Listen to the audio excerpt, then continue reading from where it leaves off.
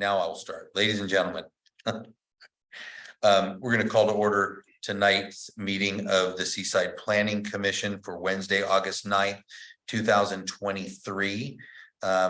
We will start by a roll call vote, or sorry, not a roll call vote, a roll call to establish a quorum. I'm just going to lead that from here. So Commissioner Nguyen. Present.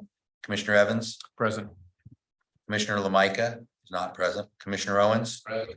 Commissioner Dodson. Present. And Chair Silva, I am here. All right, so we have a quorum and we'll begin our meeting. This is the review of the agenda. If there are any items that have arisen after the 72-hour posting deadline, this is the point in the meeting where a vote may be taken to add the item to the agenda. Do we have any such items? Andy, do you know? No. No. Okay, so we're going to move on. Item number 4 is public comment. So members of the public wishing to address the commission on matters within the jurisdiction of the city of Seaside, but not on this agenda, may do so during the public comment period for up to 3 minutes. Comments on specific agenda items should be held. There'll be an opportunity to comment on those when those items are heard. So do we have anybody who wishes to just do a general public comment item? If so, please come forward. And then if there's anybody online who wishes to comment at this time period, please use the raise your hand feature, or I believe it's *9 if you're a cell phone, and we'll try to accommodate that as well. You seeing anything? Okay, we're not seeing any indication of that. Item number 5 is approval of the minutes from the July 12th, 2023 meeting. Is there any comment or discussion up here regarding the minutes? I make a motion to approve the minutes of July 12th, 2023. Second. Okay, so we move in second. Do we have all in favor? Aye. Any comments? There's the minutes. Sorry, Commissioner Nguyen was abstaining because he wasn't here for that meeting. Okay. So next item of business is use permit application number 23-02 and architectural review application number AR 23-04. Duke Kelso applicant and Nick Melise property owner requesting approval of 2 discretionary permits, a use permit for requested modifications to parking requirements and for an exterior stairway leading to a 2nd-story deck. And architectural review for a proposed 1528 square foot 2-story addition to an existing 900 square foot single family residence on a 5,500 square foot lot located at 1057 Amador Avenue. All right, we give it to staff for presentation.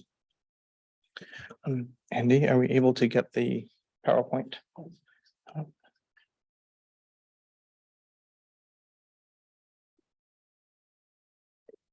Thank you. Good evening, commissioners. My name is Eric Azriel, and tonight I will be presenting use permit 23-02 and architectural review 23-04. The purpose tonight is to build a 2-story addition to a single family home. And in the process of that, the use permit is to reduce the parking to 1 uncovered space and to permit the 2nd-story exterior stairway. And then we also have an architectural review for the same project. For reducing the parking may be reduced when there is rehabilitation of a structure with existing non-conforming parking, and when the location or the topography make that parking requirement unreasonable. That is the standard that we have to meet. And then for the use permit, it simply may be permitted by a use permit with its accompanying findings. And we've talked about the architectural review. There is a 2nd-story deck as part of this 2-story addition. We are located for tonight on Amador Avenue, adjacent to Terrace Street. And I'll just highlight here something that will be relevant a little bit later. This house, and this house all have fairly similar construction. We'll see how the grade interacts with the house and how the design reached the 2 stories that we see today. We are in the medium density residential zone. It's a fairly small house. There's portions of the parcel that are fairly steep. Our estimated build date is 1949 to 1960. And if we look at the proposed project, we're adding a substantial amount to this, going almost up to the floor area ratio maximum, while still remaining below the lot coverage. Starting with what the parking requirements actually are. We're starting with a modest size house and we're increasing it a significant amount. And the floor area requires 2 covered spaces because of that. Again, just a review of the use permit, of the findings that are required, that is proposed rehabilitation, that there's a topography or other requirement, and that we have to document the need for fewer spaces, which is not applicable to a residential project. Those are the required findings for all use permits. We'll be going over this twice tonight in this presentation because we have 2 sets of findings for the use permit. One for the stairway, one for the reduction in parking. That the proposed use is allowed, that it's consistent with the general plan, that it's compatible, that the site is physically suitable, and that it's not detrimental or materially injurious. So here's the parcel characteristic, and it is highlighted in green. I'll point to it. That is an area of slope that is approximately 22%. So it's fairly steep. On the left-hand side of it, oh, my pointer's working, there we go. It is terraced to descend that steep area. We're dealing with 5,508 square foot lot, modest sized. Here's a side view of that grade. This is actually the proposed house. But I wanted to show the grade itself. So the existing parking is in front of that grade. It's about 20 feet long, 18 feet wide. It is larger than what's required for a single car, but is not large enough for 2 cars of parking.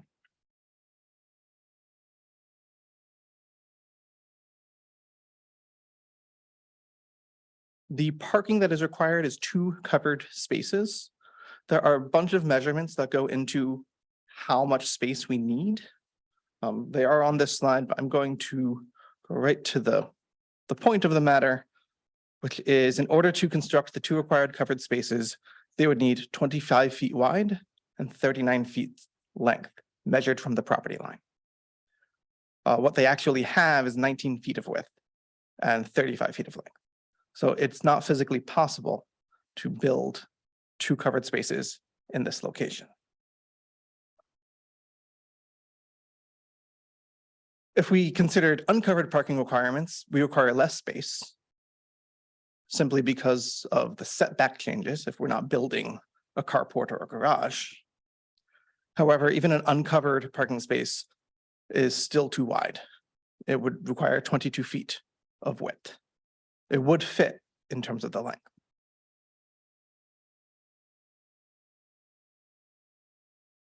And I do want to highlight, just go back a second here, that the area we're talking about for the existing parking space is this right here, this flat area before the grade. And it is possible to park 2 cars, even though it doesn't meet our code.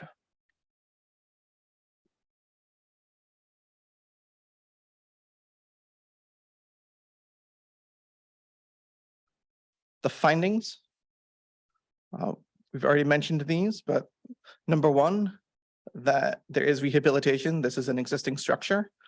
It has non-conforming parking in the form of what appear to be 2 parking spaces that are too small. We do have special circumstances that exist of a steep slope and lot coverage. A word about lot coverage is, we'll go back.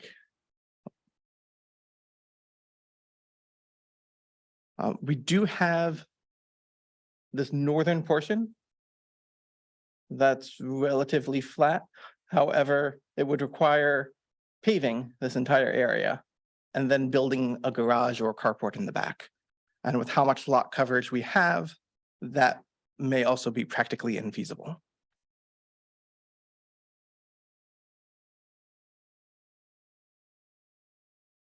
We already said that documenting the need for fewer spaces is not applicable to residential.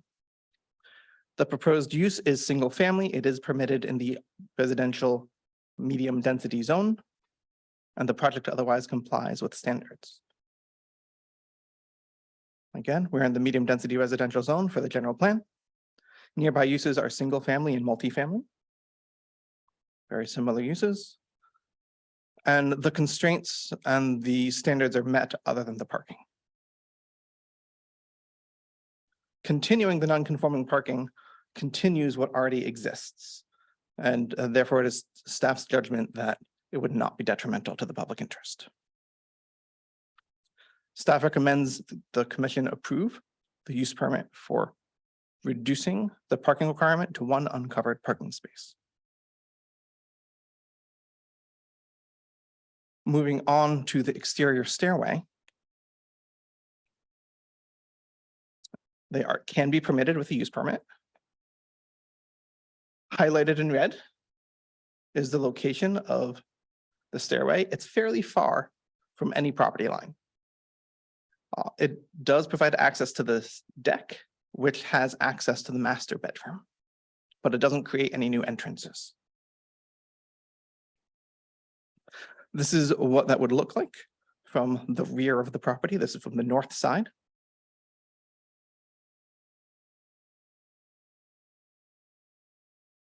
And again, we're back to the use permit findings, that the use is allowable. It is, we're in single family residential. We meet the standards. Nearby uses are single family and multifamily. And the typical standards are met. Providing the stairway would provide more open air access, create more usable space, and overall makes the deck more usable while remaining far enough from neighbors to prevent any impacts.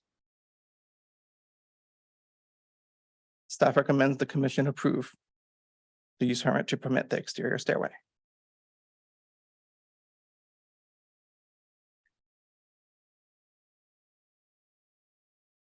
For the architectural review, there are 3 considerations: architectural, landscape, and lighting. Landscape plans are not required for single family, so we will be discussing architectural and lighting. Staking and flagging was completed on July 24th, more than 14 days before the meeting. Here we can see a basic site plan. Just to orient, we have already seen this a few times. Here's the existing floor plan. And just to give a sense of the project, I'm going to highlight where on the site plan this shows up. So if I go back one, that is only goes up to here. So it's just this small portion of the house.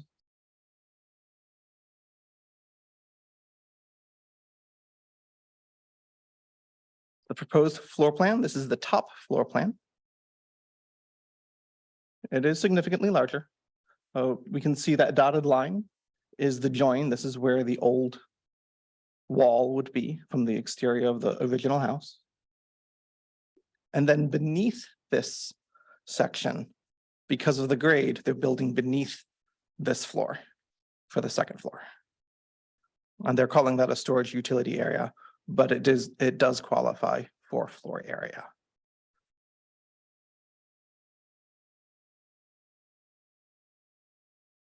Going to quickly cover materials and finishes before we go over the elevations, so you can match the materials to the elevations.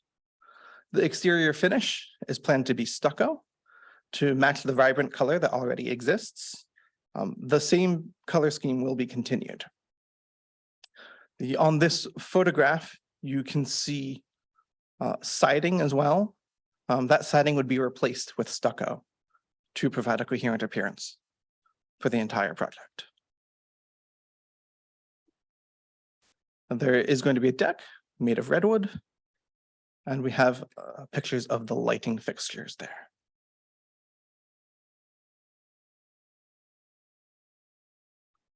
So going to the elevations, this is the front elevation. What we would see from Amador Avenue.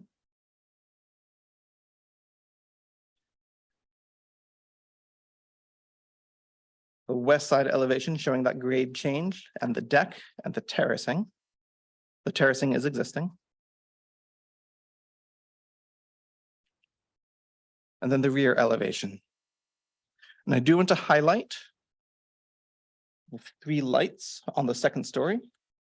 I apologize, my pointer is not activated. There we go.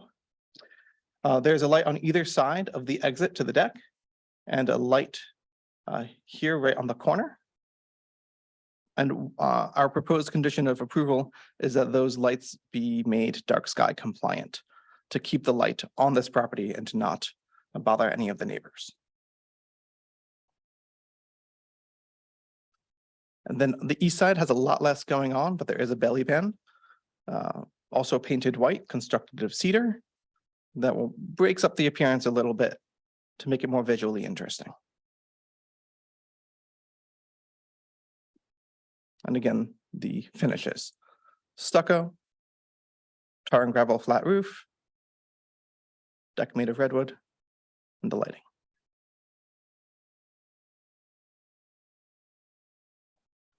I'm going to go through some images. There are a number here. I'll go through fairly quickly, but give enough to give a sense of the project and what it looks like currently and what it would look like. This is looking from the existing parking. We can see the neighbor with the fairly tall house next door. From the backyard.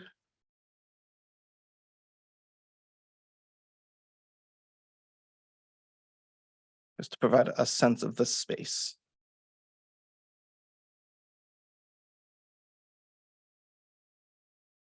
And you can clearly tell that these were taken on a different day, much different color. This is what it looks like from Amador. This house, as well as the 2 houses next to it, because of that grade change, are barely visible from the upper road, which is Amador.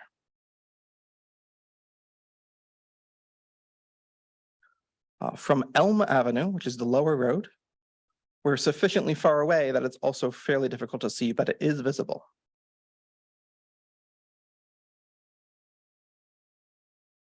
And this one may require a pointer.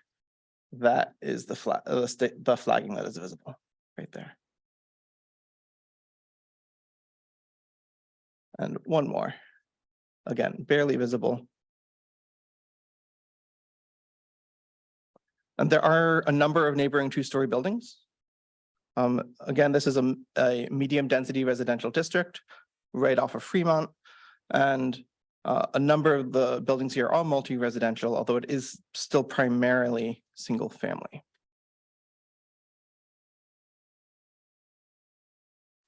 The proposed condition of approval is that those 3 lights are made dark sky compliant on the second story. The staff does recommend the approval of architectural review. Thank you. Thank you, Eric. Steve, stand by for a minute in case there's any questions from the panel. Start with you. Yeah, you said that there's no new entrance exit. But it looked like that there was a door on the second floor that the deck will give it another entrance. Yes, I'm not characterizing that as an entrance because that is the master bedroom. Okay, It does not enter into a hallway. There's no other way to get into the home unless you go through the master bedroom. Okay. You could consider it an entrance. okay. The dark blue is definitely something that you guys are stuck on. The applicant is best to answer that. Okay, because we're looking at planning and architectural here. Correct. So Just such a tall house, I would like to see it more of a earth tone color.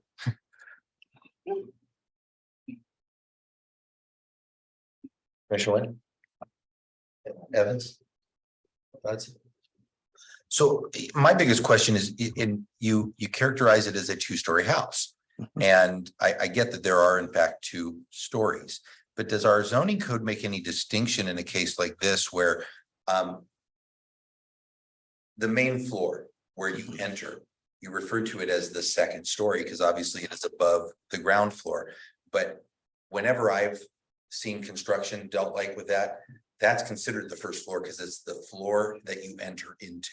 It's the main floor. And so this is an interesting one because while it's a 2-story house, that's really a walkout basement. It's not that we've built a second story and gone up. So the description of the project's a little bit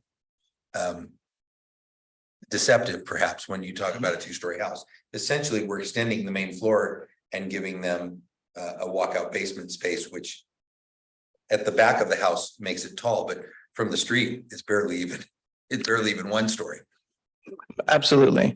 And the way our code describes the height of buildings is just by the height from the grade. From the average natural grade, is that how we? got Yes, this? Okay. and in fact, there's a good picture of it. So you have the dashed line that shows Exactly, what the allowable height would be based upon the grades. because it is, our code defines the allowed height as a moving line. So it's not the average, it's not from one end to the other and drawing a line. It is at every single point it measures the height.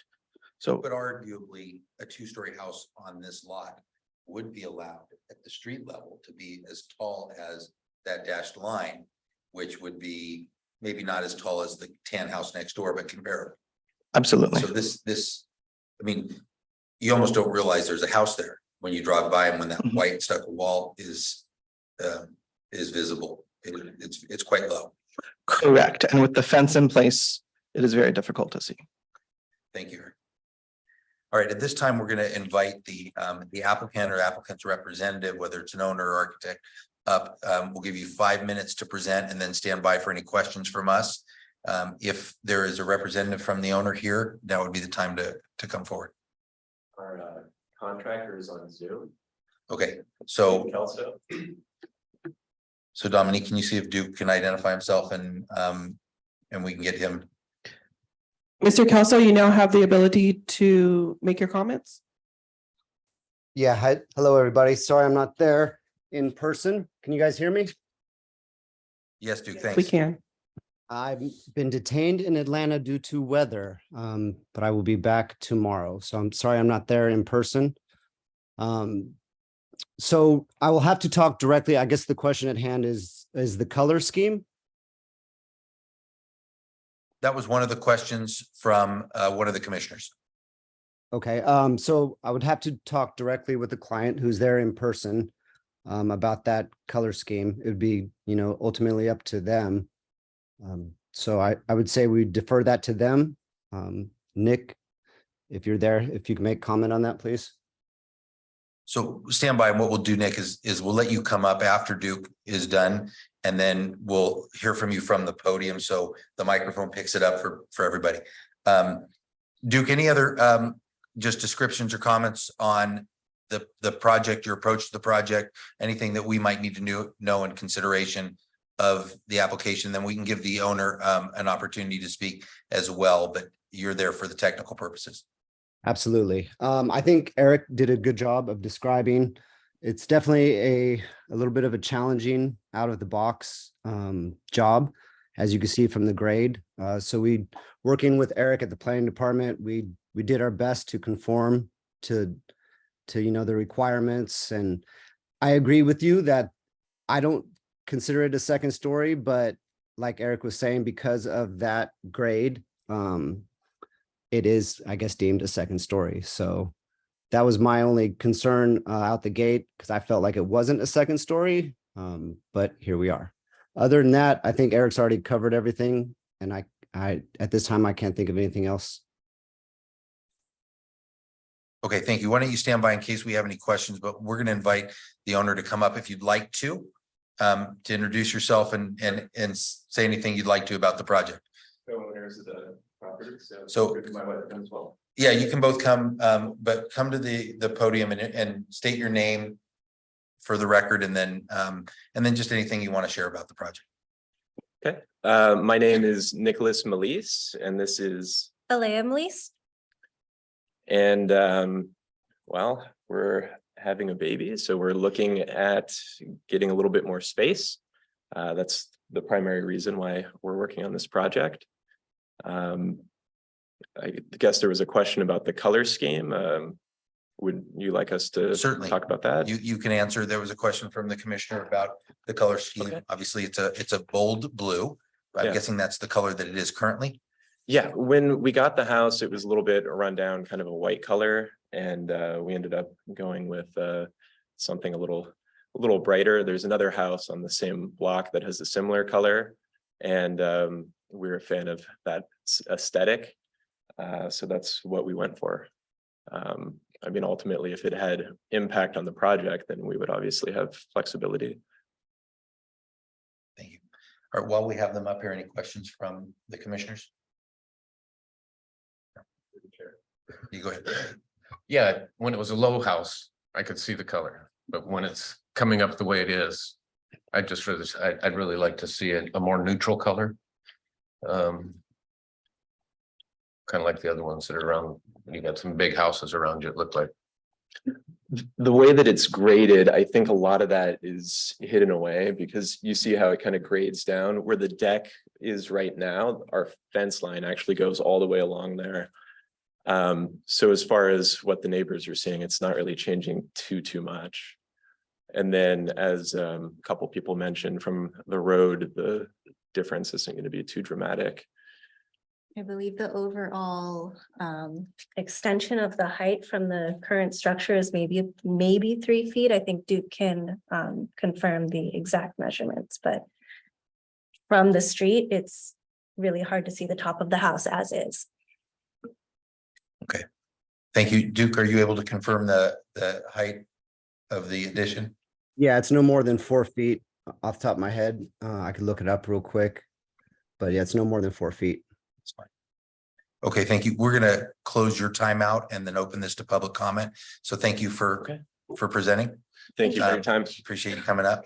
At this time, we're gonna open the floor to public comment. If there's anybody in the public who wishes to comment on this item, we'll give you 3 minutes. Please come to this podium and state your name, or if you're online, raise your hand or press the *9 button from a cellular phone. Got it? Please come forward and state your name if.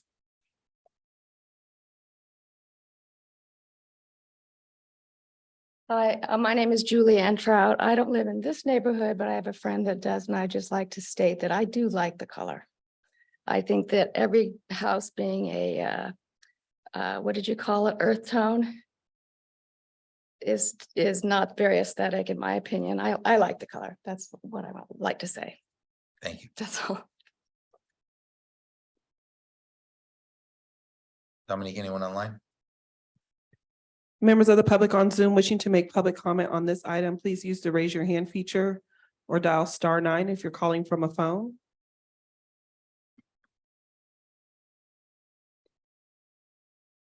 The caller ending in 1668, you now have the floor to make your public comment.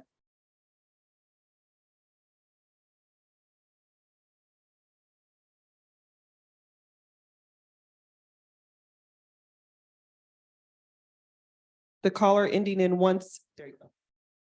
Am I unmuted? We can hear you now. Thank you. Perfect. Hi, Commissioners. My name is Bryant. I'm born and raised local. I'm calling to voice my support for the project on 7 Harrow Court. Property has been kind of an eyesore for a while now. I'm all for improvements. If the owner wants to do it, go Sir? for it. So we're on a different item. We're not there yet. Oh, I'm sorry. Not a problem. Thank you. That's right. You'll have an opportunity to comment on that one when that one comes before us. Anyone else identifying themselves? Chair, Okay, no other members of the public have come forward to make public comment. thank you. We're gonna close the public comment, bring it back up to the commissioners. Why don't we start with Commissioner Nguyen, if you have any All right, Commissioner Evans? I'd just like one clarification, probably Eric can answer it.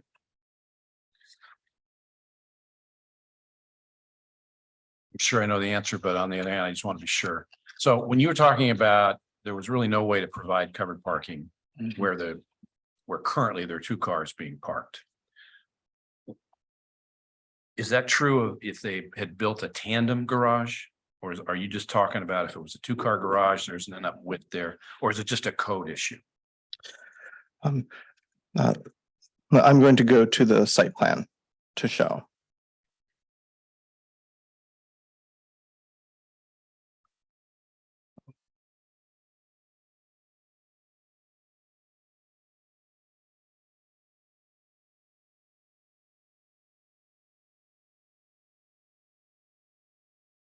With covered parking, there are 2 problems.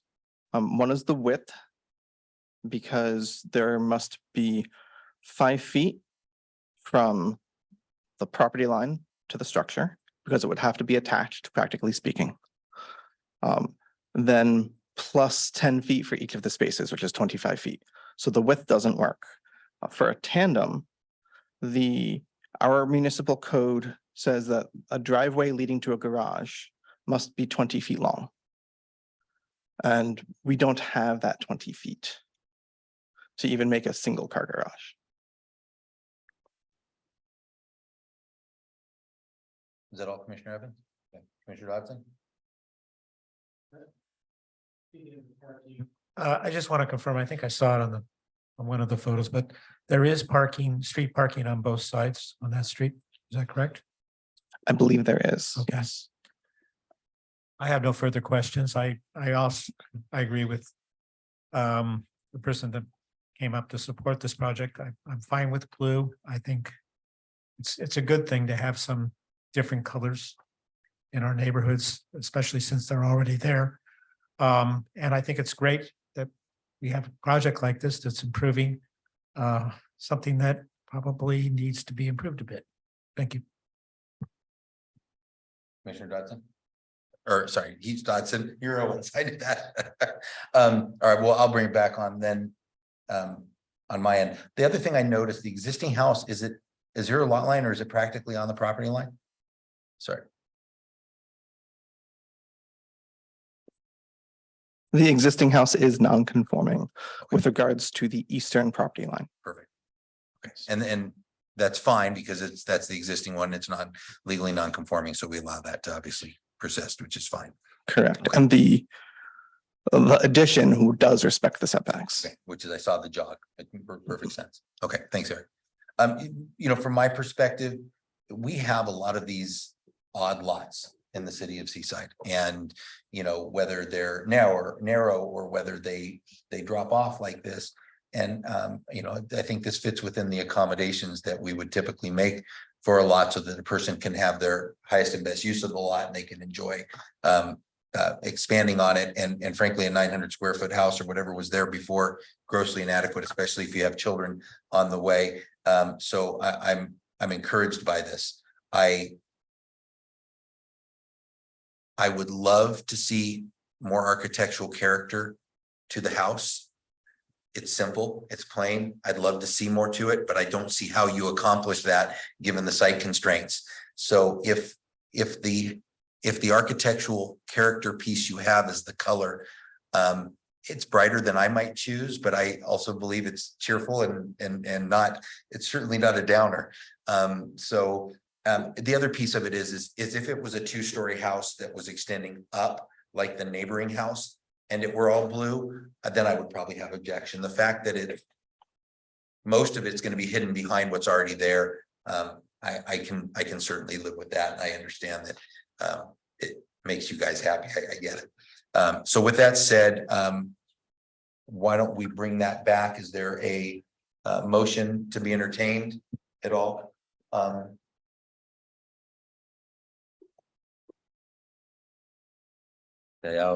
I move to approve use permit application number 23-02 and architectural review application number AR-23-04 located at 1057 Amador Avenue subject to attachment 1 draft resolution and exhibit A project plans.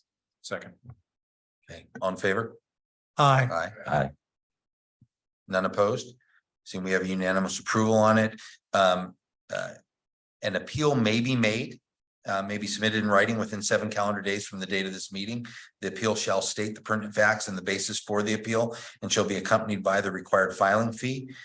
This is a Board of Architectural Review, so, but because we're joint with the Planning Commission, the appeal would go to the council. Is that correct, Dominique? Or Actually, yeah. So when there is no longer any Board of Architectural Review. combined? It's all, the functions of the Board of Architectural Review are now done by the Planning Commission. So you are the Planning Commission. My little cheat sheet gives me one instruction when it's a Board of Architectural Review and one when it's a Planning Commission. We need to get So I you a new wasn't sure cheat if I have sheet. to change Yeah. that a little bit here, so. Yeah. No, you are the Planning Commission always now. Okay, so any appeal would be heard by the city council. So thank you and congratulations. Yes, that's very true. All right, we're gonna move to our next item of business, which is item B. It's variance application number 23-01 and architectural review application number AR 23-10, Steve Mickle applicant and Mark Ramirez property owner requesting approval of 2 discretionary permits, a variance for requested modifications to required setbacks, floor area and parking, and the architectural review. Did I read it all? I'm sorry, there's a lot of stuff here. And this is for 1875 square foot parcel at 1784 Laguna Street. Commissioners, this is one that we heard before. There was a noticing issue. It's back before us. So we're going to be familiar with the presentation as well. Thank you, Commissioner. My name is Eric Azriel, and I will be presenting items 6B, a variance and architectural review.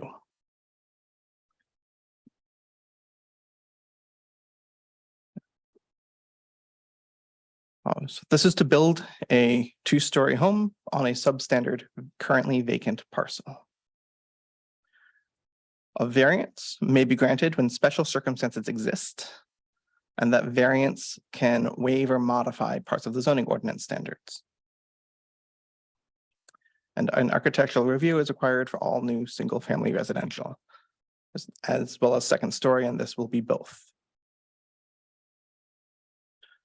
For this project, we are located at 1784 Laguna, outlined in red here, off of San Pablo Avenue, primarily residential in this area, although in the upper right-hand corner, you will notice the food corner market, and then there is the park as well in that area.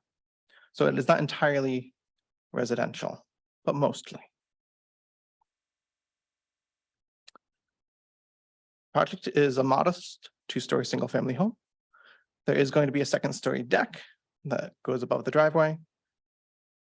The parcel itself is very small at 1875 square feet. And we are in the single-family zone, RS12. I also will highlight that the water credit is from August 25th, 2013, which means that they need, in order to keep that credit alive, everything needs to be issued by August 25th, 2023, which is very soon. Starting with the variance, 3 required findings: that special circumstances exist, that granting the variance would not grant special privileges, and that the variance is consistent with the general plan. Looking at the parcel a little bit, we mentioned that it was very small, 1875 square feet. It is only 25 feet wide, which drives a lot of what we are talking about tonight. A comparison to the minimum required by code. Code requires a much larger parcel, 40 feet wide, 3750 square feet.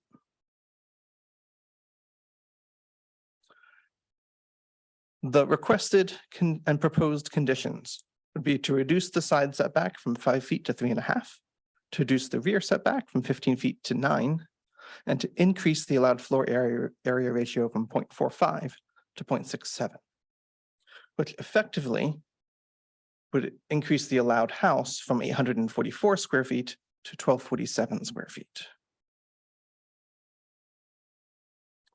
There are similar parcels in the area. These are two of them. Each of these do have a single family home built on it. These were supposed to be hidden in case you had questions about what they looked like. But we do have, those are the two similar projects. Oh, my apologies. These are two, we have had two similar projects in the previous years. One on Hamilton and one on Prospect Street. Both were approved by this commission. We'll delve a little bit into that and how they compare to the current project. Zonings are all fairly similar. The variance 21-01 is the one that was on Hamilton. You may remember that. But overall, we're getting smaller in parcel sizes. The floor area is a little bit smaller overall. If we look at the one in the center, so variance 22-01, this is the one that was built on 1268 Prospect. And that was a 1,050 square foot home plus an ADU. Here we're considering just a 1,247 square foot home. And then the setbacks. And finally, that bottom line, which is very common and what we've been talking about multiple times, is that in the on a 25-foot wide lot, it's impractical to have more than one parking space within a garage. So this is to reduce it to one parking space within a garage. The required findings for a variance, those three findings that we started with. One, the special circumstances exist. We are dealing with a small lot and it is only 25 feet wide. It is also small in total area. And they want to reduce to a single car garage for parking. Special privileges cannot be granted by granting the variance. The architectural review can help ensure that there are no special privileges granted. What the applicant is asking for is to be able to build a house on this lot. And that it is consistent with the general plan. There are multiple goals in the general plan to build a variety of housing to suit all different circumstances and to complement existing land uses, which is nearby. We have houses built on lots this small. Staff recommends the commission approve the variance for these requested changes to the zoning requirements. Moving on to the architecture. There are three things that we look at with an architectural review. The architecture, the landscape, and lighting. Landscape plans are not required for residential. Therefore, we are discussing architectural and lighting. Staking and flagging was erected more than 14 days before the meeting. And this is the site plan and the first floor plan. We can see how the garage is at the front of the property, access stairs in the middle with a bed with 2 bedrooms and a bathroom. I actually also do want to highlight these furred walls here, here, here, and here. They are 1 foot in thickness, and which is why it is a 9-foot setback as opposed to a 10-foot setback. This wall is actually set 10 feet back from the property line. It's these 2 furred walls that make it 9. The second floor plan, including a living room and a balcony. Balcony is over the driveway. And materials and finishes before going on to the elevations. The exterior will be stucco, painted with Kelly Moore Bay Wharf, #1. A lot of complementary colors. And more colors with black bordered windows, the roof in gray. Deck railing beams that will also be in similar colors. And finally, lighting. A recessed lighting by the entry. And lighting that will stay put on the property elsewhere. Looking at the front of the property, we have the two furred walls, we have the entryway over here. The recessed lighting is underneath that entryway. You can see the balcony. The north side elevation.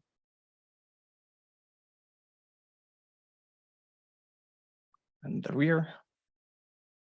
And a very modern design.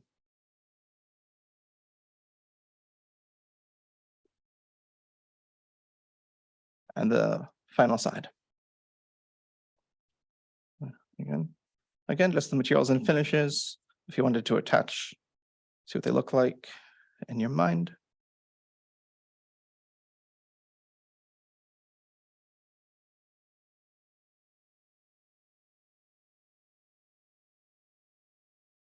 And moving on to site pictures. So what the flagging will actually look like. This is from Laguna, directly in front of it. It is taller than the surrounding area, but it is not alone. There are two-story houses nearby, which we will show. This picture is primarily to show that there is a grade change on the road.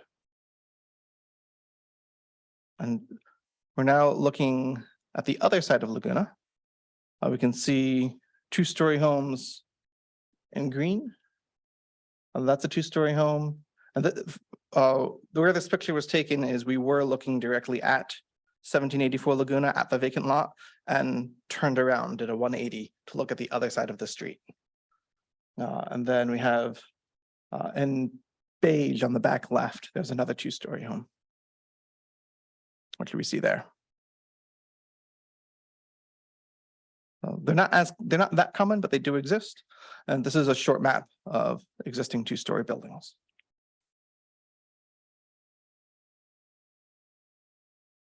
Staff does recommend that the commission approve the architectural review of this project.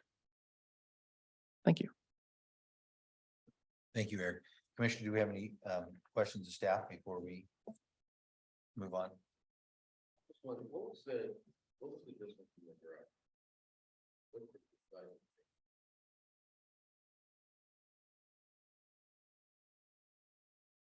I can look on the floor plan. If it's not there, I do have it available. 18 feet is the entire width. There's also the walkway right here. I believe, if memory serves, that walkway is 4 feet. So I believe that is 14 feet for the garage. Thank you, Eric. At this time, we'll give the applicant, if the applicant's present, an opportunity to come forward and address the commission, describe the project, answer any questions we might have. We'll give you 5 minutes. Good evening, Steve Mickle, applicant, designer. I don't know what else I can add. Eric's covered pretty much everything. As you know, the water was time sensitive on this and we are in plan check. So unfortunately, we had to go through this again, but is there any questions? Any questions, gentlemen? Okay, no questions. Thank you. Thank you. All right, so next we're going to open to public comment. If there's anybody in the public wishing to comment on this matter, please come forward to the podium, state your name, and you'll be given 3 minutes to speak. And we'll open this online as well to anybody online who would want to speak on this item. Raise your hand on Zoom or *9 on a cell phone to designate that you'd like to speak.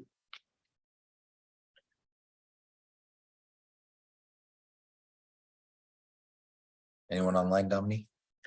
No members have come forward to make public comment. All right, we're going to close the public comment, bring it back to the commission. Any further discussion here, or shall we entertain a motion? Speak up. I'd like to move to approve the project. Perfect. Do we have a second? I'll second Give me a read out the whole thing. on application number 23-01. I move to approve variance application number 23-01 and architectural review application number AR 23-10, a vacant lot parcel at 1784 Laguna Street. subject to attachment 1 draft resolution and exhibit A project plans. Thank you. We have a second already. I second. Okay, all in favor? Aye. Seeing none opposed, project is approved unanimously. An appeal may be submitted in writing within 7 calendar days from the date of this meeting. The appeal shall state the pertinent facts, the basis for the appeal, and shall be accompanied by the required filing fee. Any appeals of these decisions will be taken to the city council. They should be submitted to the city clerk. All right, so let's move along. So we are at item C, which is architectural review application number AR 23-11 JBL Investments 7 LLC. Applicant and property owner is requesting architectural review approval for a proposed rebuild of a fire damaged residence, including a new 2nd-story addition. The proposed residence is 4433 square feet with an attached 506 square foot garage. The project site is located on a 14,586 square foot parcel at 7 Harrow Court. In the single family residential zoning district. The project is categorically exempt. Class 3, section 15303A from the California Environmental Quality Act. We'll give it to staff for the presentation. Thank you. Beth Rocha, Senior Planner, presenting this project at 7 Harrow Court tonight for architectural review consideration. Starting with the location map, we see 7 Harrow Court. Primary purpose of including this is just to get you oriented with the site, and I'll point out a few things. First, most notable is that Wanda Avenue, 2 properties on there directly abut it, as well as 2 properties on Valencia Court, and then 1 on Harrow Court. And pointing out on the right of the subject property, which is outlined in red, this public right-of-way that cuts through the property and separates it from its neighbor on the right on Harrow Court.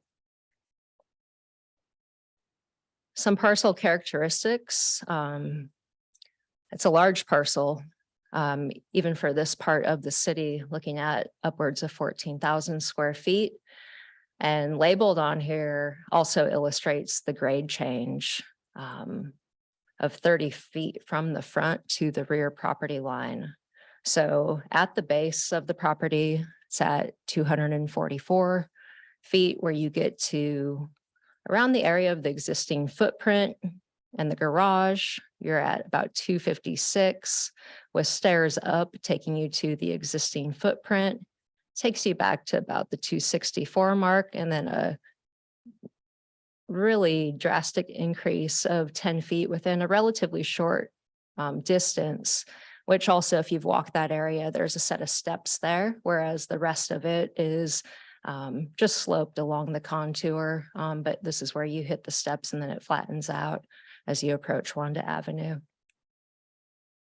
Looking at the existing conditions, quite unfortunate circumstance back in 2019, I believe, when the home burned and there was a passing of a longtime community member, Miss Sweet. Pointing out on this photo as well, though, the extent of the property on the top photo encircled in red, you see the maximum former height at 18 feet with a clear story feature. And then on the photo on the bottom, which is taken from the west side of the property, you can view what existed. And then on the right side where you see the iron railings around the window, that's the garage that you'll see referenced in the site plans as we move through. Couple more photos, again, circled highlighting the maximum height. You can also see the grade change as drop down that public right of way. That cuts you through down into Harrow Court. And also noting again, the existing footprint, which in this project is not proposed to be expanded. They are building up, and that is the purpose for the architectural review tonight. Second story additions in Seaside require architectural review. I think this might be the last photo of the existing conditions. This is taken from the right of way and the pedestrian path, showing the extent of the damage to that. And again, the existing footprint. You can to the west see those rooftops of the existing properties on Valencia Court, which again abuts 2 of those properties from this one. Looking at the proposed project, a 5-bedroom, 4,433 square foot residence with an attached 506 square foot two-car garage. Rebuilding the fire damaged structure, and the second story addition will be going to the maximum allowed in the zoning code, which is 24 feet. Staking and flagging was erected at least 14 days prior to the date of the hearing and was in place from June 26th through July 19th. This photograph shows that staking and flagging here. This was taken from kind of the tip of the cul-de-sac. Again, illustrates the grade change on that property, which I believe very likely has the longest driveway access to get to where the site kind of flattens out for where this development was originally done. You can slightly see those stairs going up and the neighboring properties back on Wanda. Just a few more pictures of the staking and flagging taken from various angles to kind of give you an idea of the scale being proposed of the project. Also, again, noting that it's within the existing footprint, but of course, increasing the square footage by building a second story up to what is allowed by the code. And this picture from the top of the stairs, kind of showing the neighbors on the left on Harrow Court and the views looking out to the southeast. The site plan has a lot of details on it regarding what is proposed. But in terms of the development regulations in a single family zone, what we see typically for a front setback is 15 feet. Due to the grade change and how the site was originally developed with the driveway, we're looking at a front setback of 50 feet plus. Side setbacks, minimum requirement is 5 feet. This property on the right is maintaining what existed at 9'8", and on the left or west side, observing a 22-foot setback, so nearly 4 times over that what's required. And the rear setback of 34 feet when 15 feet is typically required. Again, staying within the existing footprint and avoiding further slope disturbance on this, and also not impacting that slope at all by staying within the existing footprint. This slide illustrates zoning compliance. We're simply reviewing this for compliance with regulations. The floor area ratio is 45% of the 14,000 plus square foot lot area. So if they wanted to build out to max everything out, they could have a 6,500 plus square foot home. What they're proposing is 4,499 when we take out the 440 that we're allowed to exclude from the floor area calculations. Maximum coverage is 65%, which they could cover a huge portion of that lot at 9,480 square feet. They're proposing to drop that about a third to 43% at 6,250 square feet. Parking is as it was and will continue at 2 covered spaces, and the setbacks, as I touched on the previous slide, but to see them aligned with each other here, front minimum 15, provided 50, side minimum 5, provided both 22 and 9'8", and the rear at 15, but provided at 34 feet. Looking at the first floor plan, there is some modifications, but it somewhat stays the same in terms of how the site is built into the grade. You have the garage here at the lowest point of the grade. The stairs enter up into the main entry of the home where you have your living room, and as exists as well, steps up to the next level.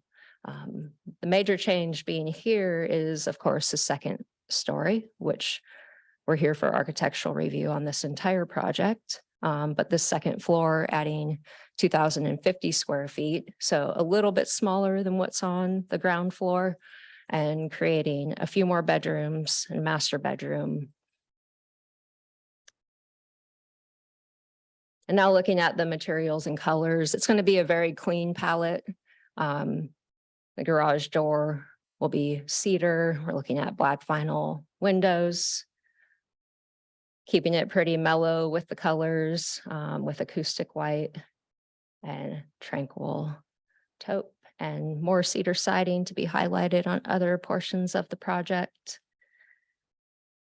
The south elevation, If we could actually view this in reality, it's kind of an odd cross-section to take from our perspective in real life, but essentially cutting across the property, you see the side of the garage, you see the main entrance, and highlighted here, the maximum height of 24 feet, as Eric previously mentioned in his, which is taken from every point on that property as the grade changes. The north elevation, which is the rear of the property, if you're walking down that pedestrian pathway, this is kind of what you would see if you're looking to the right. Moving on to the west elevation. Again, the grade marked to show the 24-foot height limit max, which you'll see, of course, mimics the grade below, taken from existing grade. Can't raise or lower it for your benefit. Couple small patios here off the kitchen and the dining room, and the windows from the bedroom on the second floor. And the east elevation, taken from essentially, if you're walking down that pathway and you turn and look at this point, you'll see the garage, the cedar mimicked here surrounding the windows, the entryway, a couple windows here, but pretty much maintaining the privacy with that public right of way going through there for pedestrians, not wanting too much visual action happening. And with all of that, it meets the regulations of the zoning code, all of them: floor area ratio, setbacks, height, and the architectural review is a discretionary element, keeping a very simple color palette. And with that, staff recommends approval of the project. Thank you. Do we have any questions for Mr. Rocha? Okay, so at this time, what we're going to do, we're going to open the floor to the owner or applicant. I'm going to suggest that we do 5 minutes tonight, and then but then stand by for questions if they might arise.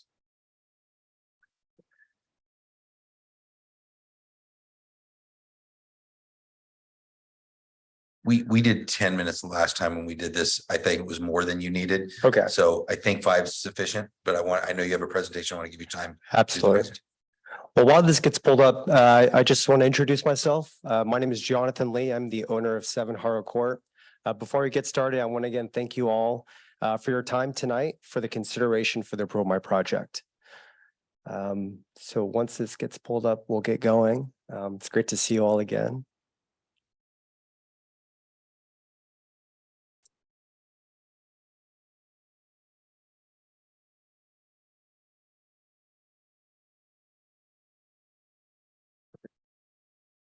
Okay, so right here, what you see is 7 Haro Court. I spent over a year designing this project. The main intent for this house is for myself and to actually caretake my parents as they get older. So that is the intent. From that intent, this is how the design was then formed for its size and height. Now, while we are talking about the final design tonight, I think it's very important that we talk about the journey in which we got there.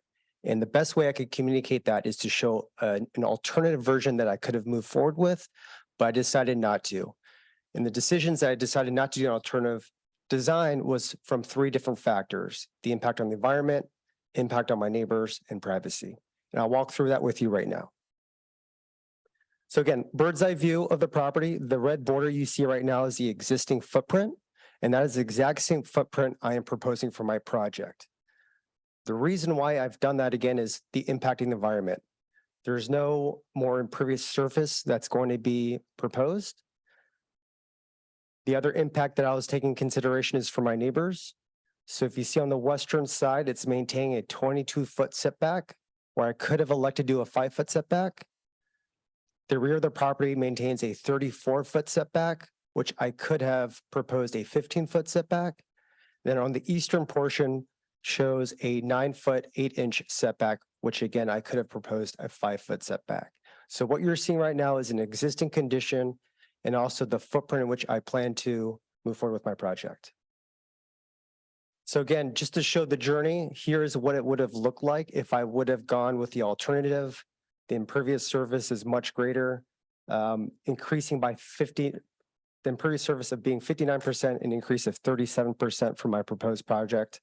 And then floor area ratio of 32%, which again is a 3% increase of what I'm proposing. These are quick renderings, again, of what could have been and what I'm proposing. So if I would have elected with the alternative option, this is what the elevation would have looked like. This is what I am proposing. Again, from the rear of the property, this would have been the alternative I could have moved forward with. This is what I'm proposing. So quickly, in summary of the 3 different factors I was taking into consideration: environmental impact, impact of my surrounding neighbors, as well as privacy. This design you are seeing today and for consideration for approval provides 0 increase in impervious surface, again, helping the impact of the environment. A net increase in height of only 6 feet, which I could have done 18 feet, and maintaining the side setbacks of 22 feet versus 5 feet for privacy. There was a comment made on the last hearing about how the 2nd-story home would conform to the surrounding area. So this is a quick bird's eye view of my property with the little red dot there. And this is the city block. My project is proposing a 2nd story. These are the surrounding homes that have a 2nd-story element, thus showing conformance with the surrounding area. I just want to show and conclude a last slide of the neighborhood support for this project. Again, commissioners, it's great seeing, and I'm here to answer any questions you may have. Thank you. Commissioner, do we have any questions for the applicant? Thank you very much. Thank you so much. At this time, we are going to open the floor for public comments. We're going to allow 3 minutes for each person. Please come forward, state your name, and then you will have the floor. Thank you. Good evening. Thank you for the opportunity to address the city's Seaside Planning Commission. My name is Steve Crow. My wife and I live on Valencia Court and Seaside. I'm going to talk fast because I have a couple of things to cover. When we first attended the commission's review of this property, we had not received the required notice of the hearing, nor had any of the neighbors that bordered the property.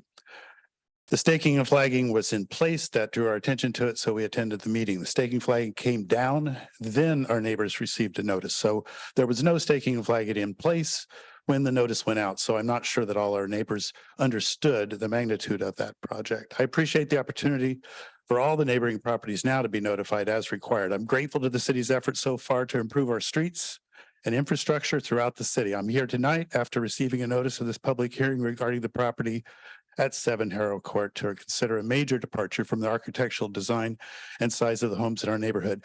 And I love the color. There's no problem with the color. Please be advised that during the time of notification prior to this meeting, the intended modifications of the property have not been displayed with the required outlines and height indications that were removed prior to the sending of the notification. The neighbors that have now been notified have not been given the opportunity to view this requirement. However, some of our neighbors were concerned when they received the notice, and they're here tonight. Our property borders this property. The new construction will block the view of multiple homeowners in the neighborhood, and I don't believe any of the neighbors that bordered this property were on the signature list. It'll block the sunlight to our property throughout the morning hours where we once were able to see the sunrise and the moonrise in the evening. It'll no longer be able to due to the height and the width of this massive new structure, dwarfing the neighbor homes. That previous design would have been flat, probably would have been fine. In addition to taking this property structure from under 2,000 square feet to over 5,000 square feet, the new homeowner has indicated he'll be submitting plans for an ADU to add to additional square feet. This appears to be an investment company seeking to develop a property far beyond that of any neighboring properties to the extent that it'll negatively impact all our homes around its new massive structure. Please consider denying this application for the structure and instruct the new owners to design a home that is in keeping with the properties of our neighborhood. The west elevation that they showed, all of that facing, they've turned the house 90 degrees. It looks right into all of my windows and all of my yard, blocks all of my light. Thank you for hearing me. Thank you. So the podium's open, and one of the things we can do too is if there are multiple people who wish to speak, we can also have a queue. And one after another can come forward, or we can just wait and you can come forward one at a time when you're ready. So again, come forward, state your name, and then you'll have. I'm turning my hearing aid up and down. So Okay, if no, I I- speak too loud, tell me to Oh, turn no, them you're down. fine. You're fine. There is a microphone though. If you'll pull I that. know, but I could not hear her at all. Okay. Can you hear me? I know you Yeah, can't. but the because microphone I'm is also angry. for the benefit of people who are online. They will not hear anything unless you speak into the microphone. Into the microphone.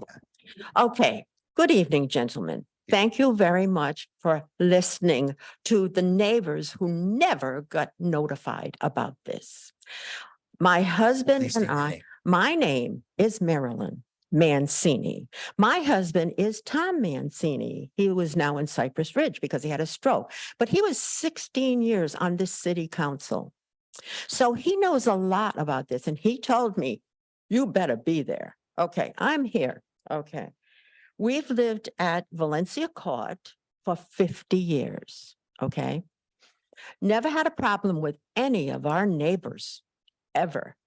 Okay, but I want to show you this sign that appeared on the back fence. Okay, private property, do not enter this private property. So this wonderful neighbor that we have back here is going to build a single family home, and he doesn't want to meet me, and I don't want to meet him either. Okay.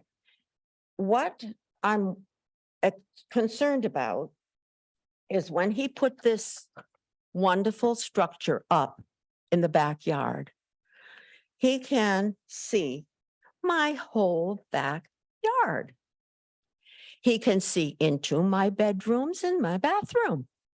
Now he gets a structure up there and he can see right into my home. That privacy is gone, isn't it? Okay, now as you said, Mr. Silva, the odd parcels that we have in Seaside are very, very interesting, right? And so he's building on a slope going to the back of the property, and he can look into their windows. He can look into my bedrooms. I don't like that idea of somebody, they don't even have to have a peeping Tom. I think he can see fine. But I'm very, very upset about this whole issue. I did not know all this was going on until I saw these big things up there telling us that this is where it was going. That is a big, nice parcel of property. And it was a big home, granted. I don't know how many people are going to be living in this home. It's supposed to be a neighborhood. It's supposed to be friendly. I've never had problem with my neighbors, okay? All of a sudden, this guy's coming in, and I know I always go over the 3 minutes, so tell me when I have to shush up. I know.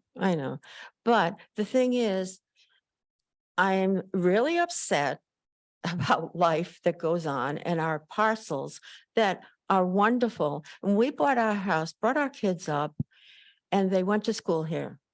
I mean, it's been a long haul. Life is certainly interesting. Your My time is up, next Mrs. steps are, Mancini, but if you can wrap it up. okay, I can wrap it up. Okay. Thank you very much for listening to Thank you. me, and thank you for having us here. And please give us some help. Thank you.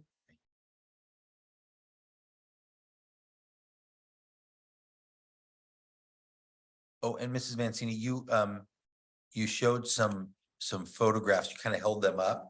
If you'd like those submitted to the record, Dominique. please. Okay, just wanted to make sure that you knew that. Does have. Okay, I've thank you. researched them. Thank you. Hello, gentlemen. I'm Pam McCormick. I live at 10 Valencia Court. We've lived there for about 8 years. And we've invested significantly into our home. because we love that area. We love our neighbors. People are really respectful and responsible of handling and understanding where other people are and sound and all kinds of things. Our home is adjacent to the property listed above. The proposed construction is replacing a single-family home that was in character with the current neighborhood. There is nothing like what Mr. Lee is proposing. There is nothing like that anywhere in the area. The unusual circumstances of this particular architectural plan is that the slope of the land is very steep. In some areas, over 20%. Our home is lower, it's inset. I had a presentation, but I'm not allowed to use it because I can't put it in the system. But it is significant. It exaggerates the heights of the building tremendously, impacting our view as if it were 3 stories high. It looks directly into our kitchen and living room. Our home was designed to have privacy on that side, which is their west side of their plans. If you saw that west side, there are stairs, there's multiple windows right into our property, into our home. I had a picture of me sitting in my living room and what that would look like. It would just change every day in our home. So just because a property is zoned for a certain size and height doesn't mean that it should be built. We value community relationships. Respect and responsibility are key to living peacefully, which I think is very much what your job is as a planning commission. Otherwise, anybody that was zoned, they could just build whatever they wanted. It's a review process. We humbly ask you to do your job and deny the approval of the architectural review. We are clearly upset. This is an abomination in our neighborhood. I don't know if any of you have driven by and seen what that looks like, but Harrow Court view looks fine, but everybody around, our view, our peace, our privacy is removed and destroyed. I invite you to come by and see what I see. Thank you, gentlemen. Thank you.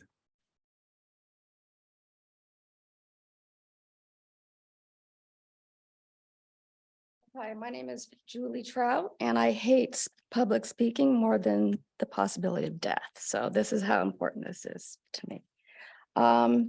Yeah, I thought it was interesting when he was, like he could show the worst case scenario.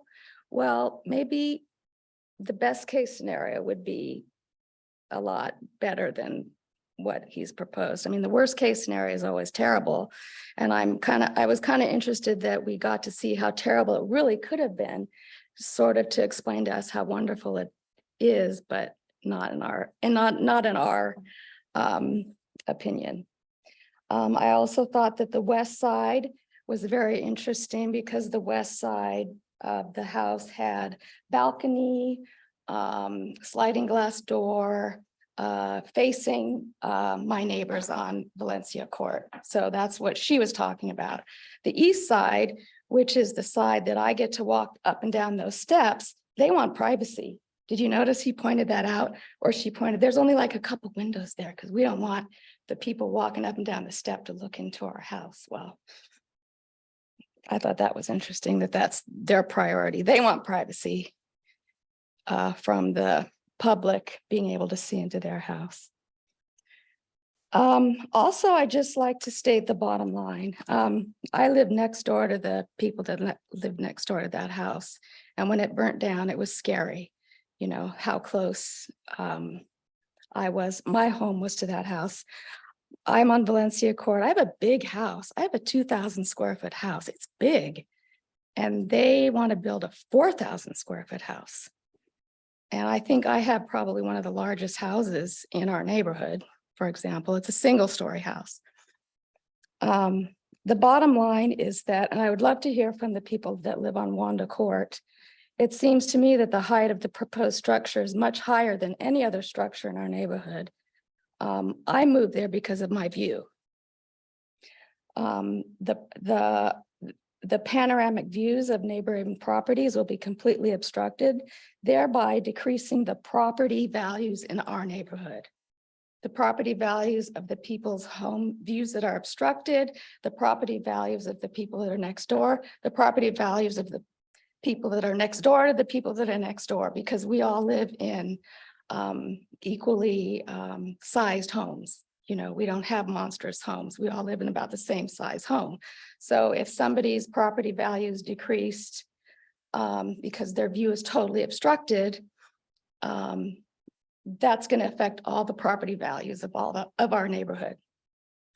The other thing is that due to the height of the proposed structure, the privacy of neighboring homes is going to be completely eliminated, thereby decreasing the property values of existing homes, thereby decreasing the property values of my home, which is next door to the home that it's, you know, right next door to the property. So I think that's the bottom line. I know the property value of my home is going to go down if people's views are going to be obstructed and if that's going to be allowed. And if people proposed homes are going to be looking down into Time is up, everybody's. so I'm going to ask you to wrap it up. Yeah, so that's it. Thank you. Property values of the existing homes in the neighborhood are going to go down.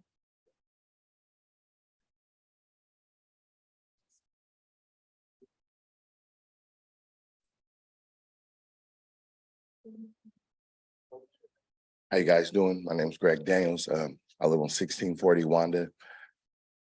My gate is connected to the house that he's building. I'm all for him building a nice, beautiful home. I came here last time and spoke, and so you guys already know how I feel. And at the same time, you told me that we don't own the airspace and the views and stuff.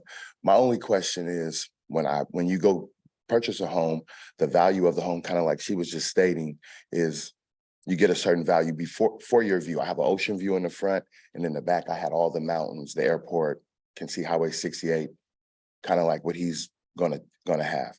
So my house was, I don't want to say I paid for that view, but the price of my house, that view dictated the price of my house. I mean, we all understand that. I mean, there's no way you don't understand that. So once he builds that house, my old appraisal, that's gone now. So my house value will go down, of course. So I would like you guys to consider that. At the same time too, someone told me that the walkway is a public access area or whatever. So that home being built right there, people come stand there and they enjoy that public place a lot. Because I live right there. I have a gate that's connected to that walkway. So are we allowed to block the public view for them to come enjoy the view as well? So I just thought you guys would, take that in consideration as well. Thank you. Thank you.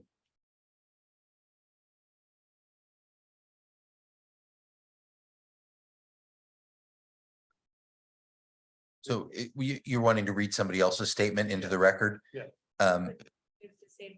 No, that's fine. And I think we can allow that. So if you want to come forward and just state that that you're reading the statement when you come up, that you're reading the statement for this person who could not attend. Okay. My name is James Bogan. I live at 1661. If this house is built the way they want it built, it will block my view. Again, like the gentleman stated earlier, our property value go up because of the different views we have. And it would block my view of looking at the wharf and at the airport and whatever. I don't agree with a two-story building. Thank you. Thank you.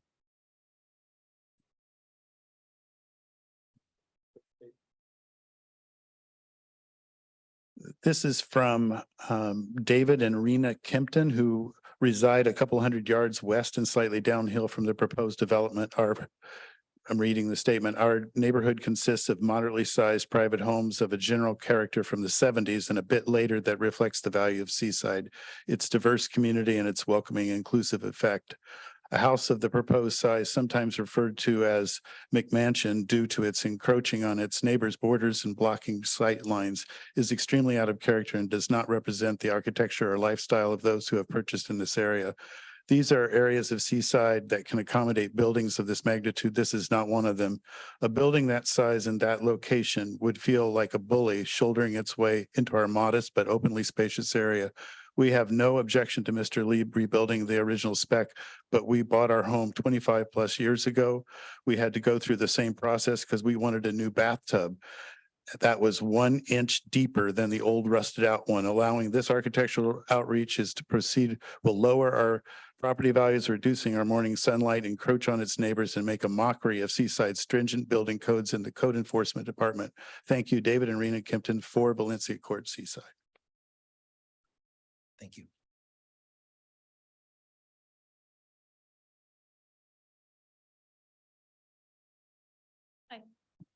My name is Anadelia Bedrosian. I live on Harrow Court across the street from the location, or a couple of houses down. And I just want to say, I've only been there 2 years and I welcome a new structure. I haven't really reviewed the plans or anything, and that's why I zoomed over here today to check it out. But I look forward to seeing something beautiful built there. I don't want to speak too much to the height because I don't have the concerns that they do in terms of views and stuff because it is at the top and such. And so myself and my neighbor were very excited to not look at that burnt structure. And that's what I wanted to state for the record. And I will agree with this gentleman here that I got notice sort of late last minute. And so that is why I'm here. Thank you. Thank you.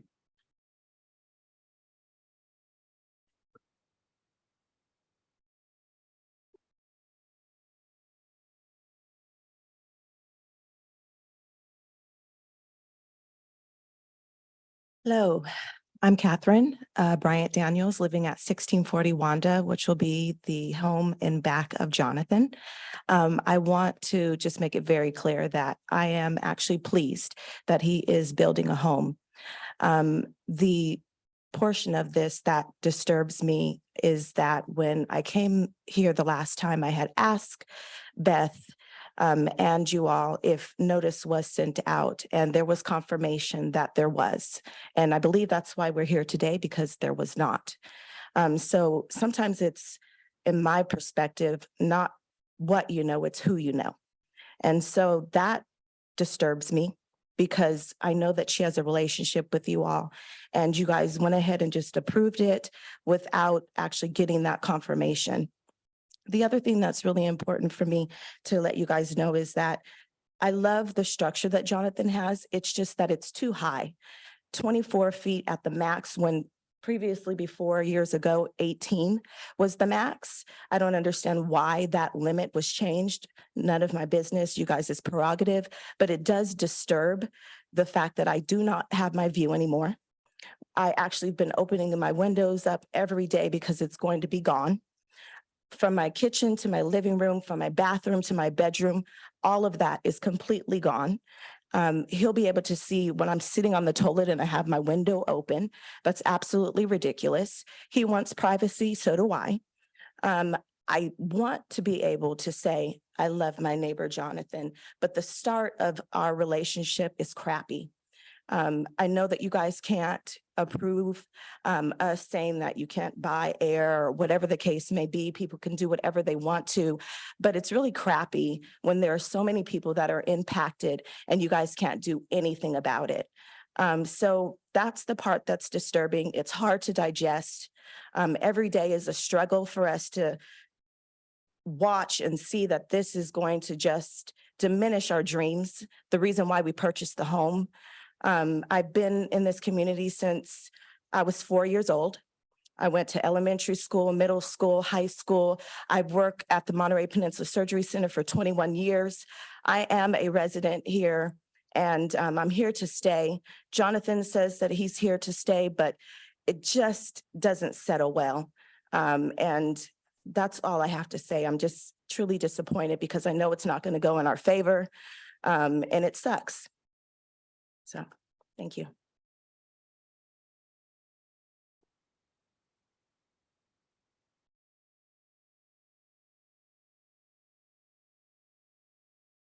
The caller ending in 2655, you now have the floor to make your public comment.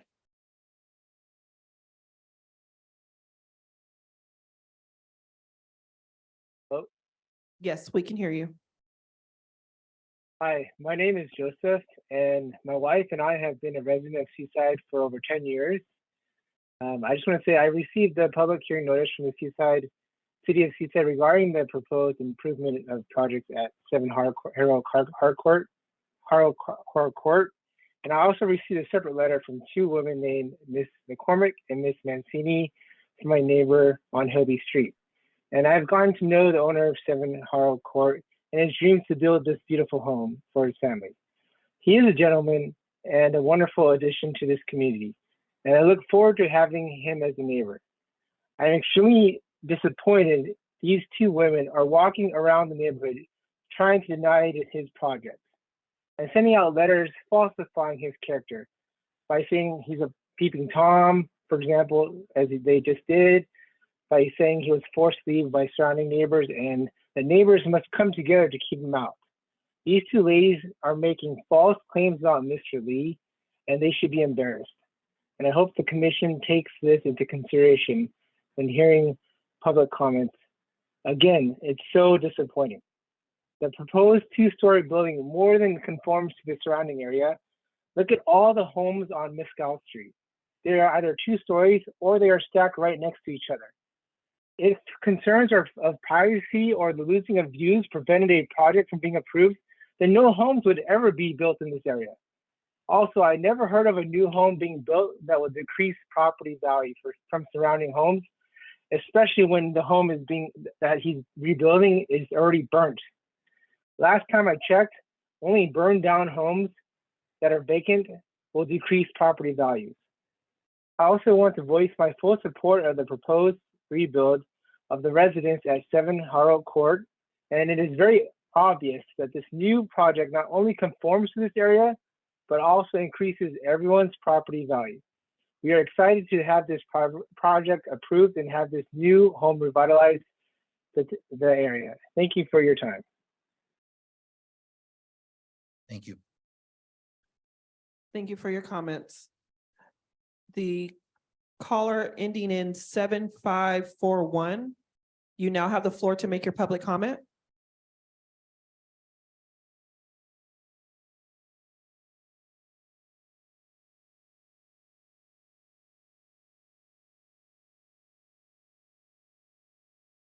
The caller ending in 7541, you now have the floor to make your public comment.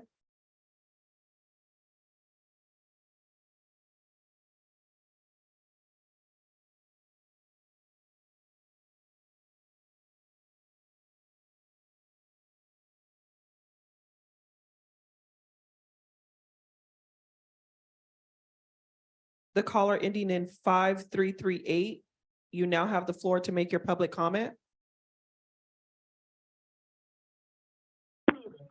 Hello, City of Seaside. My name is Kimberly, and I'm calling to voice my support for the proposed 2-story project for 7 Harcourt. It's been a long night, so I'll keep it short. I really think that the project will greatly increase property values for owners in the surrounding area. And my husband and I are really looking forward to seeing the project come to fruition. So we strongly support the city in approving this project. We'd like to see a beautiful structure instead of a burnt home as well. Thank you.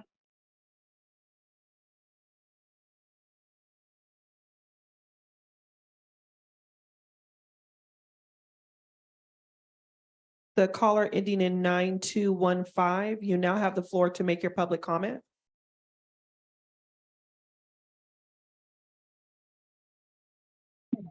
Good evening, commissioners. I'll make this very short. My name is Hannah, and I support the proposed improvements for the house located at 7 Harcourt. The proposed design and architectural style will fit harmoniously within the neighborhood. I can't wait for the proposed project to be built and the positive impact it will leave for the neighborhood. I support the commission's decision to approve this project. I thank you for your time.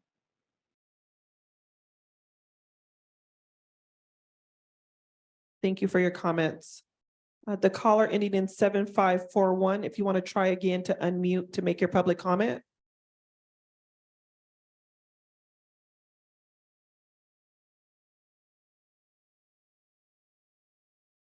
Hello, planning commissioners, and to all my neighbors here tonight.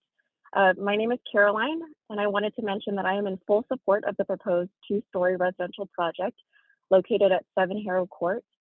This project proposes great improvements to the neighborhood and will build property value, and it will be so nice to see the burned down house so vastly transformed into a new exquisite home. The design and the plans for the home are beautiful, the color palette so gorgeous, and the plans so thoughtfully planned. It will fit right into the neighborhood. We are lucky to see this home being built, and I support this planning commission to approve this project. Thank you all for your time. Ladies, I'm going to ask that you take your conversation outside, or please be quiet and respect other people's opportunity to speak the way that you were respected. I shall. Thank you. Chair, no other members of the public have come forward to make public comment. Do we have anyone else in the audience who wishes to make a public comment that hasn't already?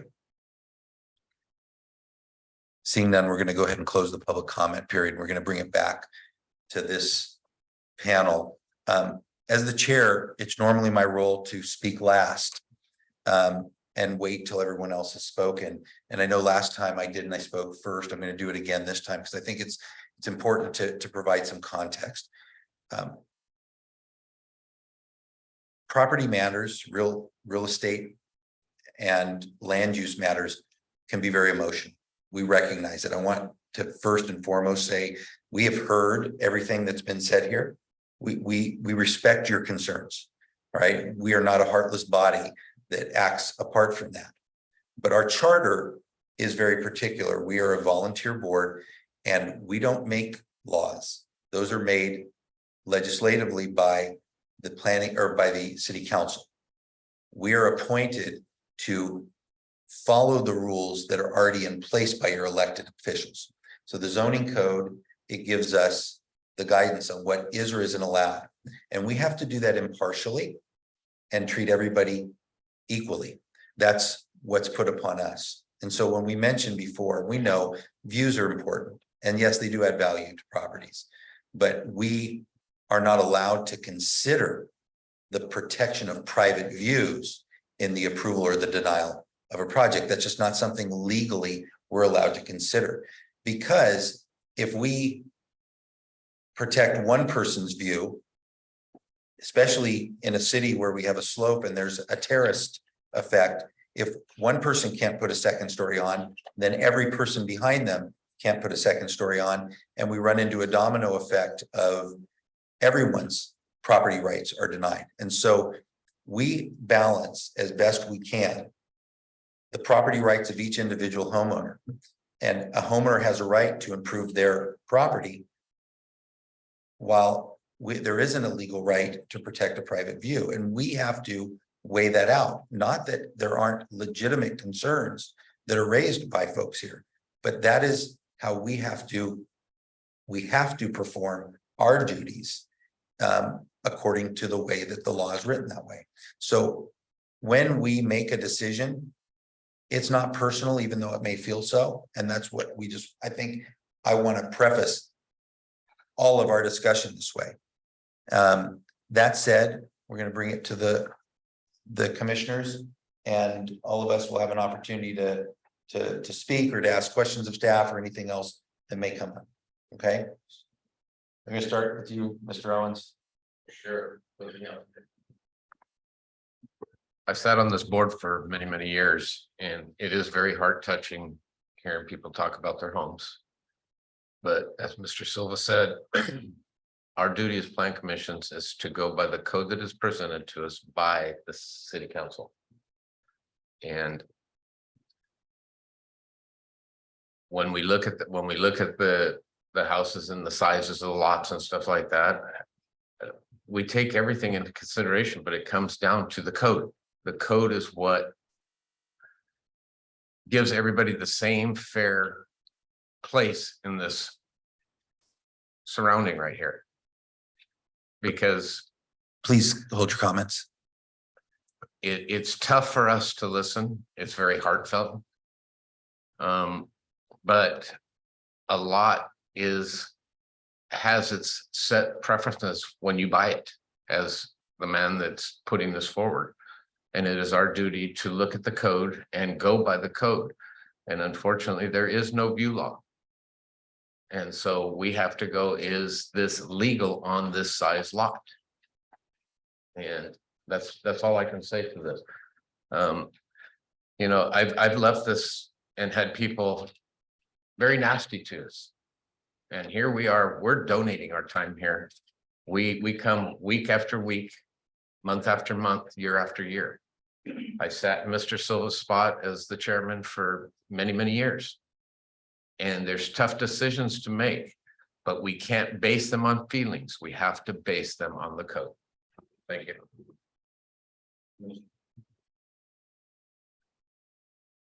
I agree with the statements that both of my colleagues have already made, and I understand the situation. It's happened to me personally. A few years back, a house next to me, a very rundown house, was bought by another owner who built a bigger house, and that we lost some of our privacy on the west side of the house. That wasn't enjoyable. However, it was within the code, and I understood that, you know, it was within their rights to do that. As far as the issues concerning property values, well, of course, we can't take that into consideration. However, in my case, it was somewhat of a consoling thing because the house that was going up, even though it was higher and took away a lot of the privacy on my west side, it was also a beautiful house.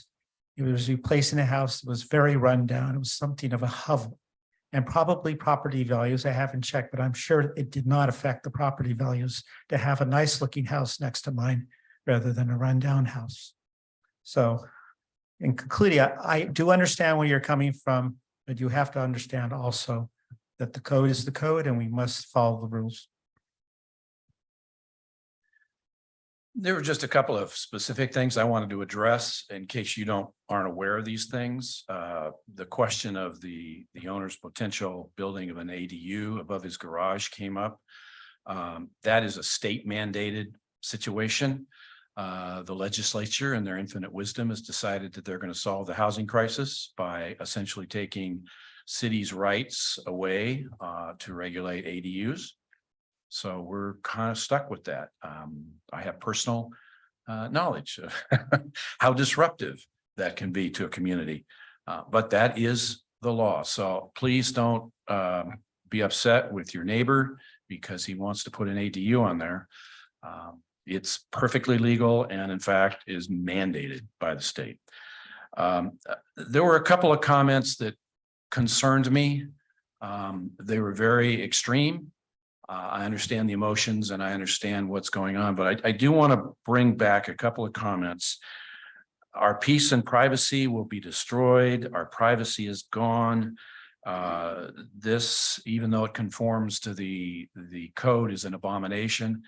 I hope that a year from now that you will understand that in our society, as we build more homes, as we add on, we're going to lose some of that quote unquote privacy, but you have options, shutters, fences. There are options to look at that can help with your concerns on that thing. But the bottom line is, if you go look at any new development out in Marina, you know, you got windows, bathrooms 10 foot apart. So this is nothing compared to what it potentially could be. I was also intrigued by the worst case scenario analogy and the best case scenario, which frankly, the best case scenario would not be what was proposed, but to not rebuild anything, just raise it down. So somewhere between that is what we as a commission are struggling with. Yes, the worst case scenario was pretty extreme, and I can't imagine that was a definite that was going to be built, but you know, that was the worst case scenario, and that would have been a mass up there. And what's being done is actually the footprint that's there now. Granted, it's a little bit higher, 6 foot, not all the way across, but approximately that. I also think that the property value argument, I understand you're concerned about it. I had a small peekaboo view of the bay and a city tree blocks it. Darn, I could be mad at the city. I could request they remove the tree. But I also know that in the balance of things, the tree adds a lot of value. So I might have lost my little view, but the tree's there and that's a beautiful thing. And I just want to go back to the one that we talked about earlier, 1784. They're going to put basically a 2-story house on what I call a book lot, 25 foot wide. And that's going to look right down into other people's houses. That's going to block sunlight. That's going to do an awful lot of things for view. But that's what we wrestle with. Do we leave that thing vacant? Or do we allow them to build that 2-story? Where I come from down south, that kind of a book lot would have gotten a 3-story building on it. That's just the norm where I come from. And finally, the character, that really surprised me because up there on that big old slope, I'm not sure that the character argument really resonates with me, because if we're just going to have nothing but 900 square foot single story homes or 1,200 square foot single story homes throughout the city, okay, then yes, that will impact the character. But I think this is going to be a value add to that neighborhood. This is going to add a ton. Let's not even talk about the fact that it's burnt out right now. But this is going to be a beautiful new structure that's going to add value to that neighborhood. If I, based on 30 years in the real estate world, have any knowledge about that. So I completely support this. I supported it last time. I appreciate all the additional comments that have come forward, but I just think on balance, we have to look at this as a net positive, even with the negatives.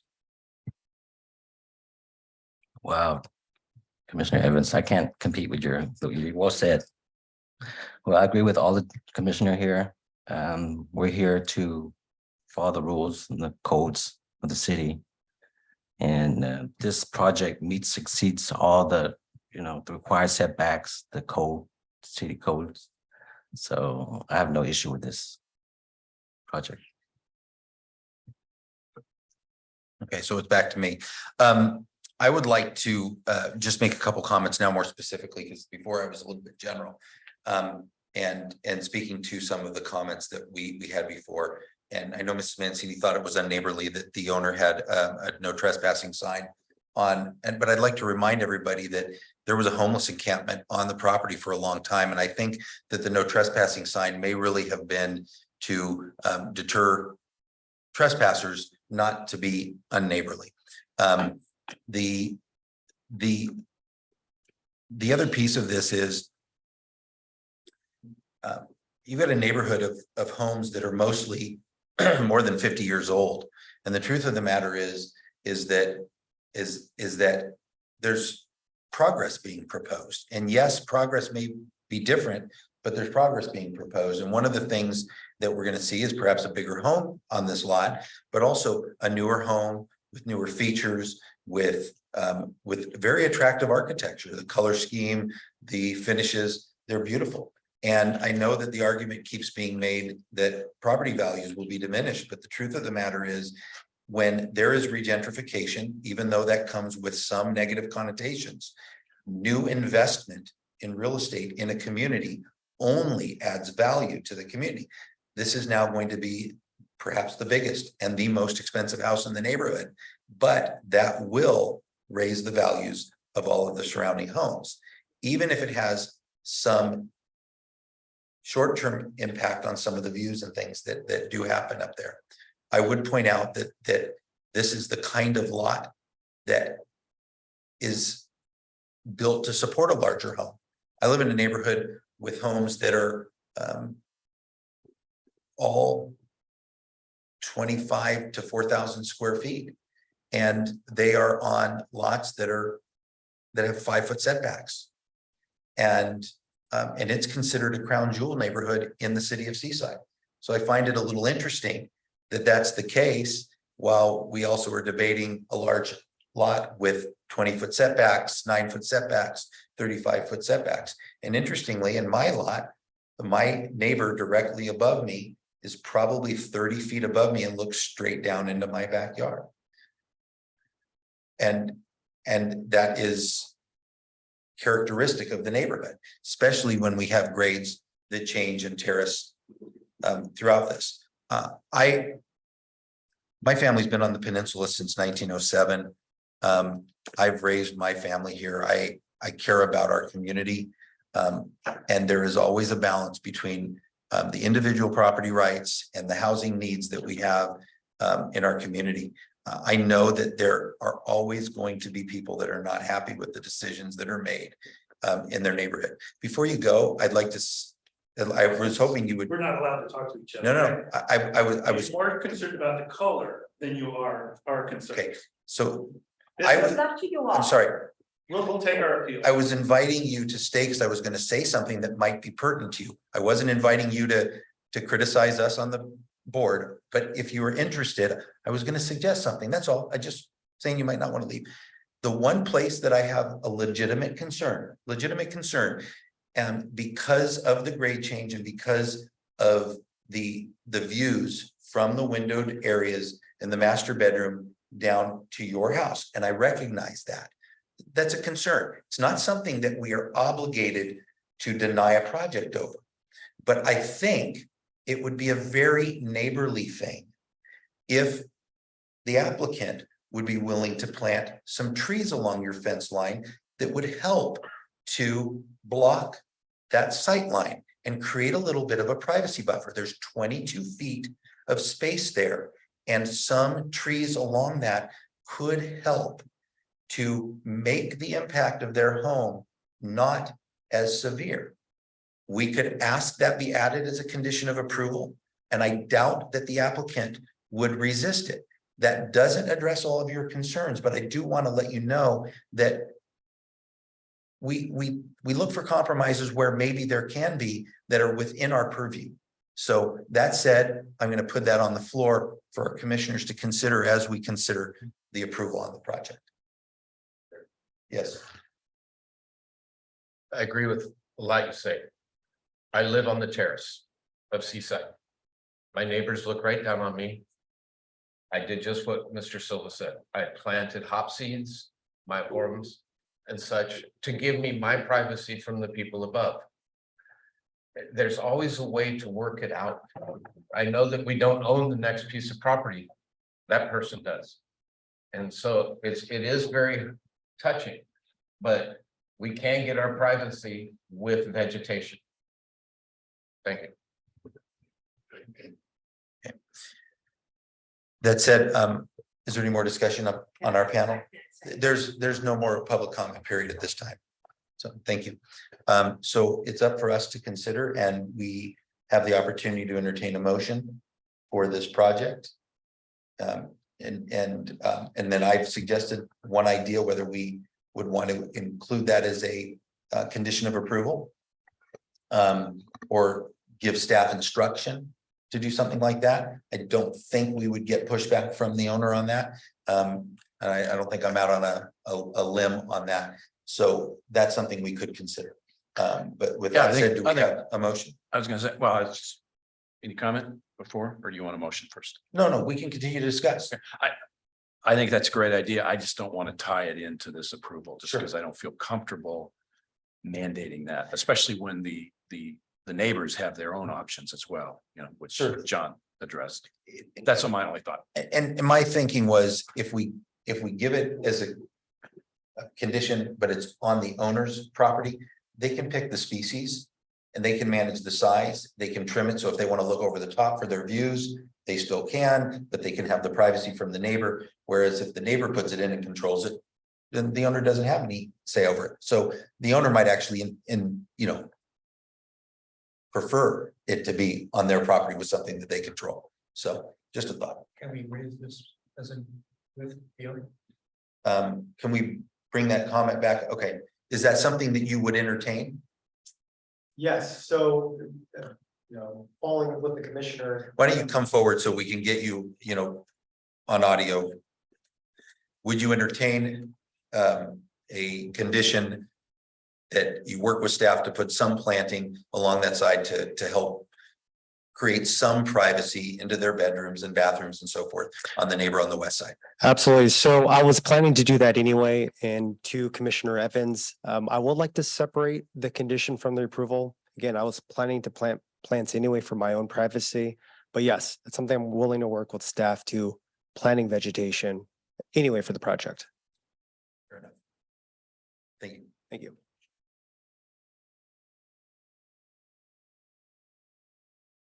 So that does raise the question, obviously. I understand everyone would prefer to not have it tied to the approval, but at the same time, if we feel that we have a duty to attempt to make this maybe less offensive to the neighbor, then it's something that we could require. But I'll leave it to you guys, and if you want to make it. I agree wholeheartedly not including this in, because then you're telling them what to plant in their yard. But like what we did, I've been in ours for 43 years.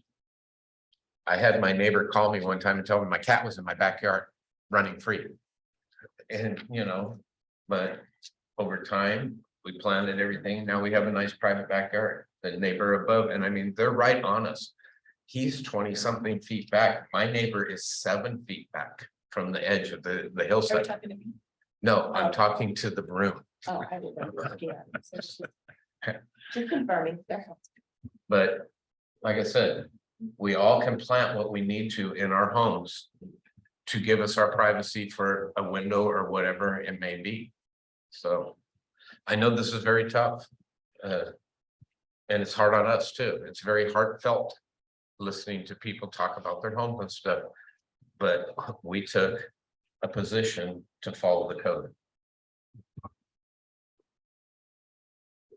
Well, I would just add that if a planting requirement is not part of the approval, I would certainly exhort the applicant to help mend neighborly sentiment by looking at how landscaping might help to preserve the privacy of your neighbors. So back to the panel, do we have a motion? I think Danny wants a break. I move to approve architectural review application number AR 23-11.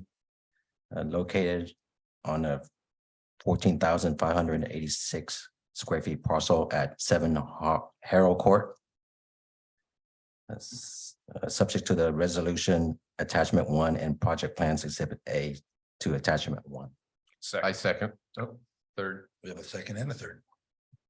All right, all in favor? Aye. Aye. Any opposed? Seeing none, we have a unanimous approval.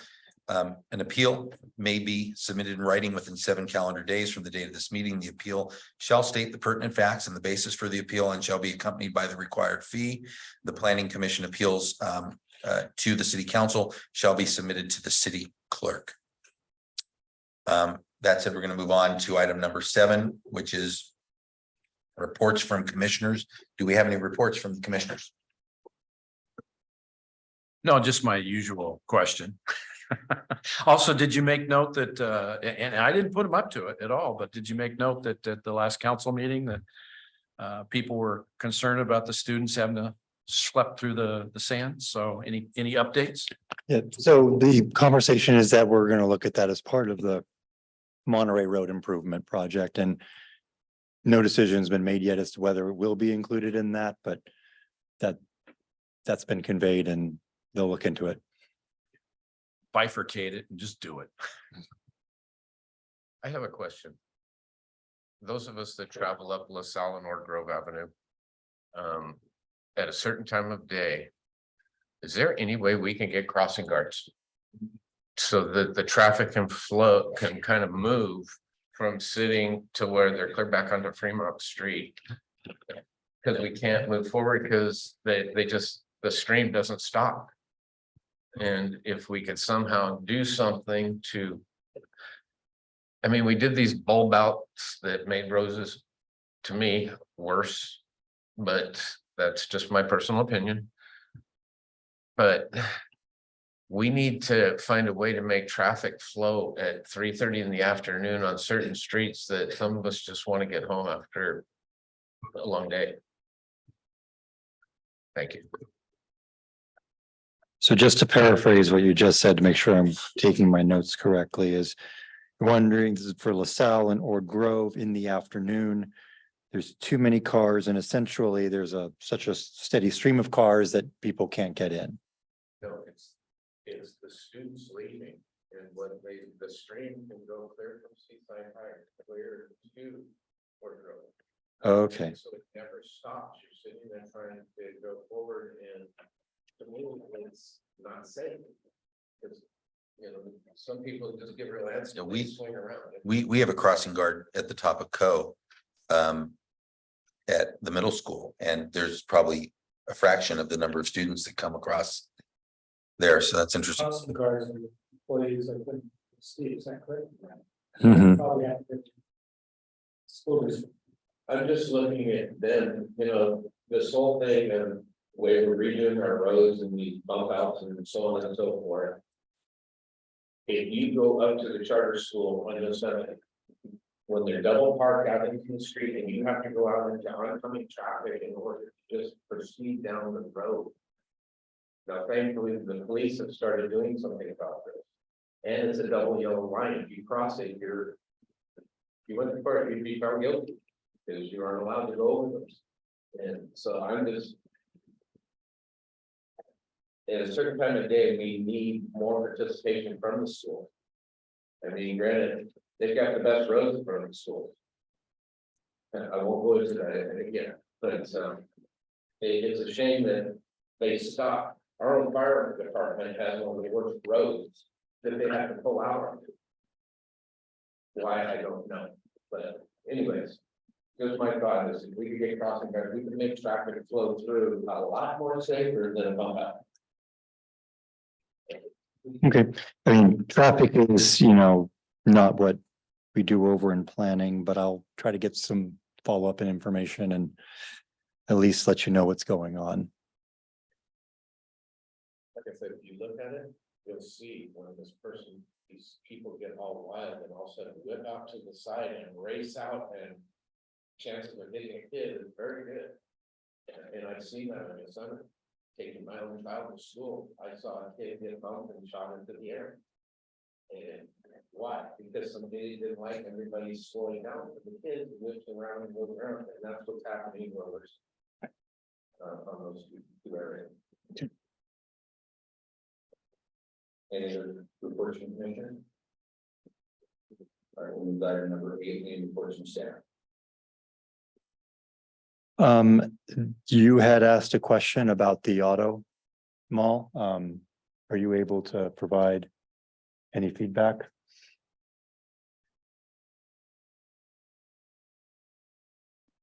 I did not have my microphone on.